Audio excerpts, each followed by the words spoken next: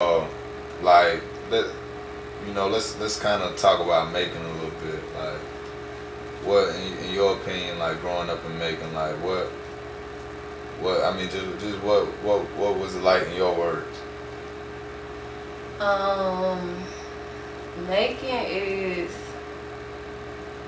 in my words, it's just like, I don't know. I feel like only making people can understand making. Like, I don't know. I really don't know how to answer that question. How was it? What experiences did you have growing up coming from here that kind of made you realize that? But when you leave your hometown, you go out to college, you see like you always gonna see different backgrounds. You're gonna see people who was brought up differently than you. You're gonna see people not used to what you used to. Like everybody's city. Don't get me wrong, like making bad now, but I don't even know. It ain't that bad to me. Like, Yeah, I think one thing that you can kind of like that kind of put it in perspective for me is Georgia having one of the highest poverty rates in the country, Macon being one of the highest poverty communities in the state, as well as the low education rates. You know what I'm saying? So if you on the outside looking in, it's another place, but in reality, it's probably one of the worst places when it comes to mentality wise. It's a massive people that really got nothing to live for, no type of future, no type of, so kind of like just like you said, when you left town, is that when you really realized that Macon kind of was like that, or did you always know? no, not necessarily. Like, I always could acknowledge that everything going on around me wasn't good. People dying, young people getting shot and all that. But I didn't go too far to school. I went to Savannah, which is like, they crime rates are not that far from Macon's. And it just made me realize, like, bad circumstances are everywhere. It's just how you see them, how you get around them, how you get out of them. So like, my childhood never really, like growing up in Macon never affected me negatively. I don't think. It really just made me grind harder, like, because you see all the stuff around you what you don't want to do. So you do the opposite. What were your motivations and inspirations behind really,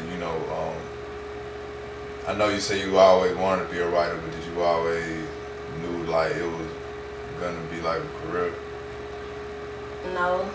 Initially, when I decided, like when I used to say I wanted to be a writer, I used to get a lot of responses like, you ain't gonna make no money off of writing. Like, so I started looking at ways you can make money off of writing. Like, so I went to school because I wanted to be a news writer, or initially I wanted to be a reporter. So I'm gonna write articles and stuff for the news, because you can make money doing it. But then when I got there, I didn't like it. So I decided I wanted to be a screenwriter and write TV. So I know you can make money in that. People always watch TV. So, but it's always ways to do what you love on the side. So even if I wasn't gonna I was gonna find a way to make money doing what I love. Like, that was my mindset. But I want to be I'm a poet, so I'm gonna always write poetry. And even if I ain't making money off of it, I'm gonna write it. What were your like biggest inspiration? You know what I'm saying? For writing poetry? Well, my mama wrote poetry, so she introduced me to it. But then, like, I wasn't just interested in it off real just because like she wrote it. I had to like go and find it for myself, like I said, like.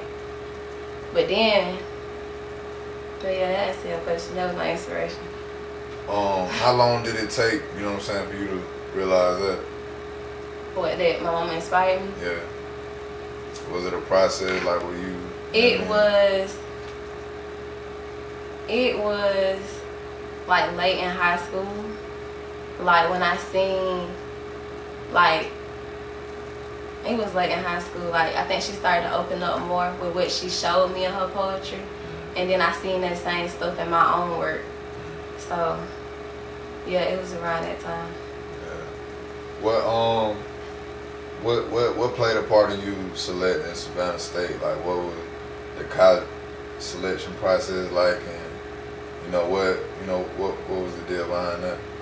Well, I wanted to go to a HBCU, so I applied to Savannah State, and I applied to Clark Atlanta. Why do you feel like it was important for you to go to a HBCU? I wanted to be, I'm gonna be honest, I wanted to just be around black people. Like, that was it. Like, I heard the idea of a HBCU and I was sold immediately. Yeah. What that kind of made me want to lead you into this question. Like, what do you feel like the black experience is in America 2021? The black experience is in America in 2021. What do you mean? The black experience. Like, what do you mean? What do I think is gonna be like in 2021? What is the black experience? You know, with you going to a HBCU, that's a conscious black decision. Like, you going to be around your people.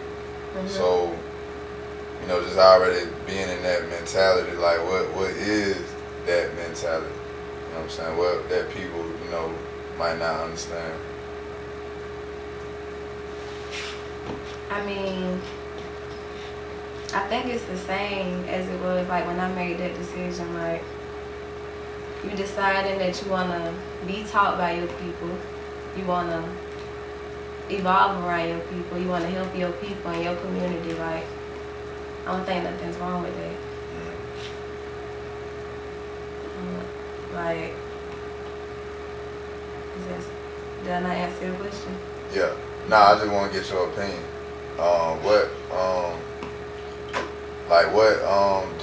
Did you feel like you accomplished that? When I was in school? Mm-hmm. Yes. I was heavily involved when I was on campus, but even if I wasn't, I would have felt like I did my part, because I mean, it depends on what you go to school for. Like, I went to school to learn, but I also went like to make an impact, like to leave something there.